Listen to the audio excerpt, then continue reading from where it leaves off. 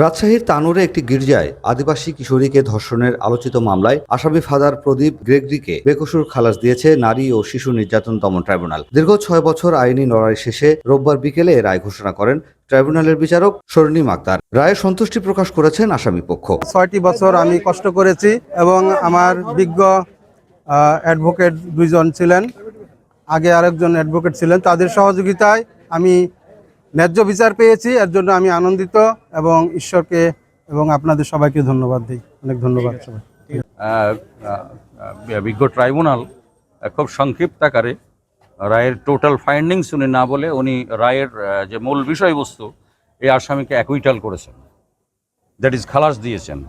বিচারে ন্যায় বিচারক এবং ট্রাইব্যুনালের সদ্বিবেচনায় সাক্ষ্য বিশ্লেষণে এবং সমস্ত তথ্যপত্র এবং ডকুমেন্টারি এভিডেন্স সমস্ত কিছু বিশ্লেষণ করে এই মামলায় বিজ্ঞ আদালত সঠিক সিদ্ধান্ত উপনীত হয়েছেন এবং আমরা ন্যায় বিচার পেয়েছি। এটাতে প্রমাণিত হলো যে শুধুমাত্র একটা অভিযোগ করলেই হয় না, এর জন্য সাক্ষ্য প্রমাণ উপস্থাপন করা লাগে। তবে ন্যায় বিচার না পাওয়ায় উচ্চ আদালতে আপিল করবেন বাদীপক্ষ। আশা করেছিলাম যে আমরা একটা সুষ্ঠু বিচার পাবো, আমার ছোট বোনের বিরুদ্ধে যে অন্যায় হয়েছে সেই অন্যায়ের বিচার পাবো, কিন্তু আজকে সেইটা আমরা পাইনি। তার জন্য পরবর্তীতে যে আরও যদি আমার অন্য জায়গায় যেতে হয়, আমাদেরকে উচ্চ আদালতে যেতে হয়, তবে আমরা যাব এবং আমার বোনের জন্য আমি অবশ্যই চেষ্টা করব।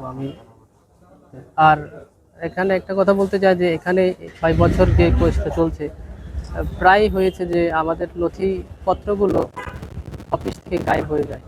অনেক গুরুত্বপূর্ণ নথিগুলো আমরা যেভাবে উপস্থাপন করার কথা ছিল সেভাবে করতে পারিনি, কারণ হচ্ছে আমরা যখনই কোনো জায়গায় যেতাম তখনই বেশ কয়েকবার জিনিসগুলো হারিয়ে যেত। নর্থ বেঙ্গলের একটা চাঞ্চল্যকর কেস ছিল। এক প্রত্যন্ত অঞ্চলের একটা আদিবাসী মহিলা, একটা বাচ্চা মেয়ে, একটা নাবালিকা 7ম শ্রেণীর ছাত্রী, 19 জন সাক্ষী এক্সামিন হয়েছে মামলায়।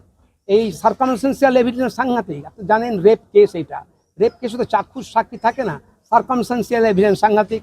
মেয়েটা যে স্টেটমেন্ট হয়েছে ইন দ্য আই অফ নারী শিশু আন্ডার সেকশন 22, এটা সাংঘাতিকভাবে মেয়েটা তার বর্ণনা দিয়েছে, সেটার প্রতি গভীরভাবে আলোকপাতও করা হয়নি। এটা আমরা খুব মর্মাহত হয়েছি, আমরা খুবই হতাশ হয়েছি এবং ক্ষুব্ধ হয়েছি। এই জাজমেন্টটা হয়েছে, এই জাজমেন্টের বিরুদ্ধে আমরা আপিলে নিশ্চয়ই যাব। আগে সরকারি সময় মূল সাক্ষীগুলো হয়েছিল, শেষ মুহূর্তে আমি এসেছি, আমি আসার পরে আর্গুমেন্টগুলো পেয়েছিলাম।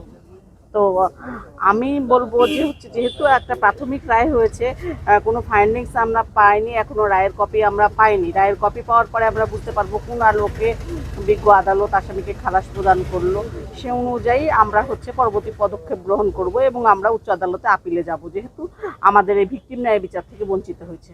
2020 সালে 7ম শ্রেণীর ওই ছাত্রীকে অপহরণ ও ধর্ষণের অভিযোগে ফাদার প্রদীপকে অভিযুক্ত করে রাজশাহী জেলার তানোর থানায় মামলা দায়ের করেন ভুক্তভোগীর বড় ভাই তোফায়েল হোসেন। বাংলা নিউজ 24, রাজশাহী।